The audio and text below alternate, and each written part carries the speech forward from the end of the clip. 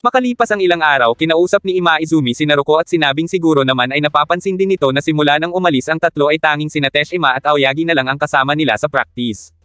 Nagkaroon umano ng malaking pagbabago pero hindi naman sina Teshima at Aoyagi ang may kasalanan dahil sobrang naging malakas ang mga iyon.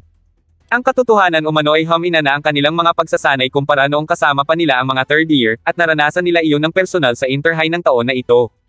Sa ganoong kalagayan nila, sinabi ni Ima Izumi na hindi sila mananalo sa susunod na taon kahit na isang yugto man lamang.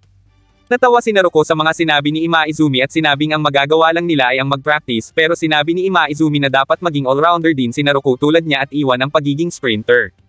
Nagulat si Naruko at hindi sumang-ayon sa sinabi ni Ima Izumi, pero dagdag pa nito na kahit magwala pa si Naruko ay hindi na yun mapapabalik ang mga third year. Wala umano silang sapat na mga siklista sa kanilang koponan na kayang magtulak patungo sa finish line sa ngayon, kaya kung magsisimula na umano si Naruko na magsanay ay magiging handa ito sa Inter-High. Pinayuhan ito ni Ima Izumi na magbawas sa pagpapractice sa patag at paakyat dahil kailangan nitong baguhin ng buo ang estilo nito. Ngunit tumanggi pa rin si Naruko at sinabing kaklase niya lang naman si Ima Izumi kaya hindi niya ito susundin. Huling nagsalita si Ima Izumi at sinabing para naman iyon sa team upang manalo sila, pero hindi pa rin pumayag si Naruko at sinabing isa siyang purong sprinter. Nang sumunod na araw ay isang lalaki ang dumating sa harap ng silid ng Sohoko High Racing Club, at sa sobrang lakas nito ay nagawa nitong masira ang nakalak na pinto nito. Nang makita kung sino yun ay hindi na nagulat si Sugimoto dahil iyon pala ay ang kapatid niya na si Seide Toki. Hindi makapaniwala ang lahat na kapatid pala ito ni Sugimoto at nais niyo na mapasali sa kanilang club para sa pangarap nito na makasabay sa karera ang kapatid niya. Ipinakita ni Seide Toki kung gaano siya kalakas at suportado naman siya ng kanyang kuya kaya naikwento na nito noon sa kanya sina Onoda. Sa katunayan nga ay iniidolo na niya si Onoda kaya kung papalarin man umano siya na mapasali sa club ay gusto niyang maging kasing kamanghamanghang siklista tulad ni Onoda. Sa pagkasabik ay tinanong ni Seide Toki ang kanyang kuya kung magsisimula na ba sila ngayon ng pagpapractice sa Menegiyama, pero biglang lumabas si Ima Izumi at sinabing hindi siya sang-ayon sa kanyang narinig sa baybaba ng 3-drum roller at sinabing isa iyong pagsusulit. Kung hindi umano yun masasakyan ni Seide Toki ay hindi papayag si Ima Izumi na sumali ito sa kanilang practice. Nagsalita si Sugimoto at sinabing hindi pa nakasubok ang kanyang kapatid na sumakay sa ganon, pero para kay Ima Izumi ay bilang ang bawat practice nila at desperado na sila kaya hindi umano sila maaaring magbigay ng special treatment dahil lang kapatid ito ng isa sa kanilang miyembro. Sa kabila ng katotohanang mahirap magbalanse sa rollers ay binigyan lang ito ni Ima Izumi ng isang pagkakataon. Habang nakatayo pa lang si Seide Toki sa may rollers ay iniisip naman ni Ima Izumi kung tulad noon ni Onoda ay magawa rin nito iyon.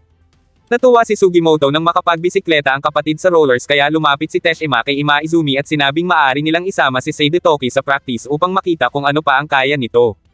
Sinabi ni Sugimoto na itinuro niya sa kanyang kapatid ang lahat ng nalalaman niya sa road racing, ngunit nang nasa practice na ay napansin ni Ima Izumi na mabagal iyon tulad ni Sugimoto. Inisip ni Onoda na baka isa umano iyong climber pero nagkakamali ito.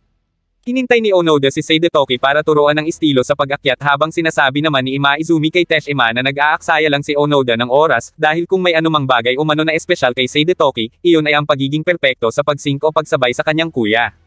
Niyaya na ni Ima Izumi si Onoda na mauna na sila at iwan na ang mga iyon dahil wala na umano silang oras para sa magkapatid sapagkat may mga bagay pa silang dapat gawin. Sinabi ni Sugimoto kay Onoda na okay lang kahit silang dalawa na lang ni Seide Toki ang magkasabay kaya nauna na ito. Samantala, kinausap naman ni Teshima si Ima Izumi at sinabing subukan nitong sabayan si Seide Toki kahit sa loob lamang ng 3 minuto. Hindi umano tulad ni Sugimoto, mas malaki at mas malakas si Seide Toki at magaling din magbalance sa roller. Nagiging mabagal lang umano iyon dahil ginagayan yun si Sugimoto kaya nais ni Teshima na subukan ni Ima Izumi na sabayan iyon. Ngunit duda si Ima Izumi na magagawa yun ni Seide Toki lalo na at sa loob lamang ng 3 minuto, pero sinabi ni Teshima na si Ima Izumi na rin ang nagsabi na may kakayahan si Seide Toki sa pagsabay. Nakumbinsi ni Teshima si Ima Izumi kaya pinantayan nito si Seide Toki at sinabing gayahin yon ang anyo ni Onoda, at gawin yon ang lahat para makahabol kay Onoda. Napangiti si Sugimoto at sinabing magagawa yon ng kapatid niya dahil mabilis naman umano itong matuto. Hindi nagtagal ay naramdaman ni Ima Izumi na nagbago ang presyon at agad na umarangkada si Seide Toki.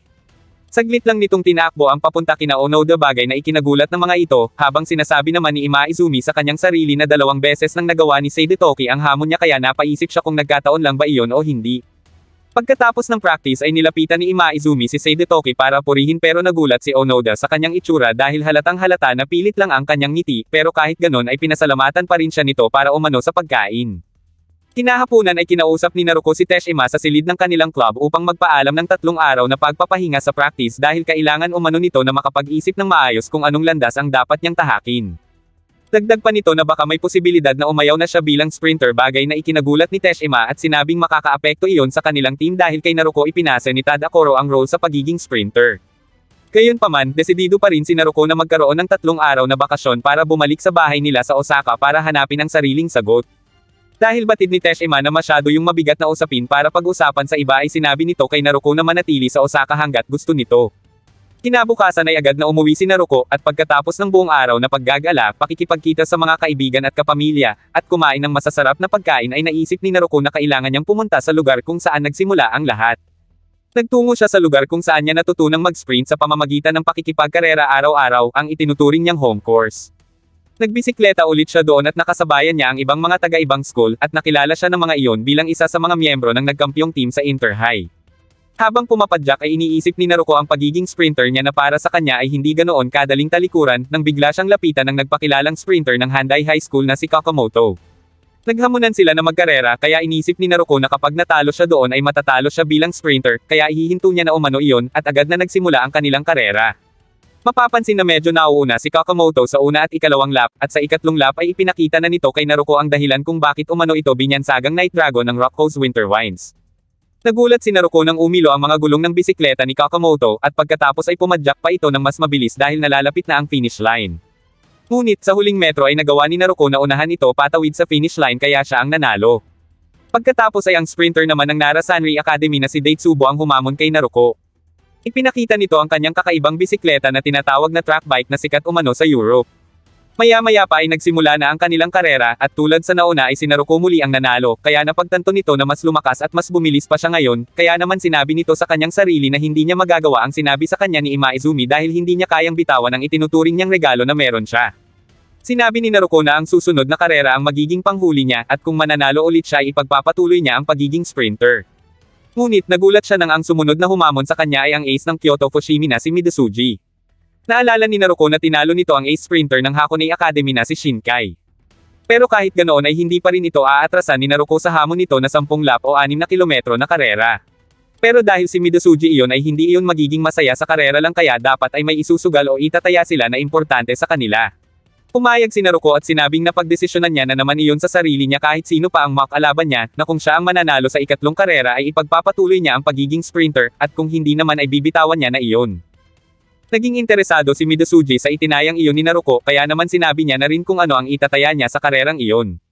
Sinabi niya kina Miss Ota at Yamaguchi na kapag natalo siya ay ang 5 ang pwedeng sumali sa susunod na taon ng Inter-High, at magpapasuot umano siya ng dilaw na jersey at gagawin niya ang lahat ng makakaya niya para tulungan ang mga kasalukuyang kampyon na Sohoko sa loob ng 3 araw, bagay na ikinagulat ng 3, sabay napaisip sa magiging itsura ni Midosuji. Pero syempre, ayaw ni Midosuji na mangyari iyon kaya sinabi nito na kailangan niyang manalo. Maya-maya pa ay sinimulan na nila ang karera at agad na umarangkada si Midosuji.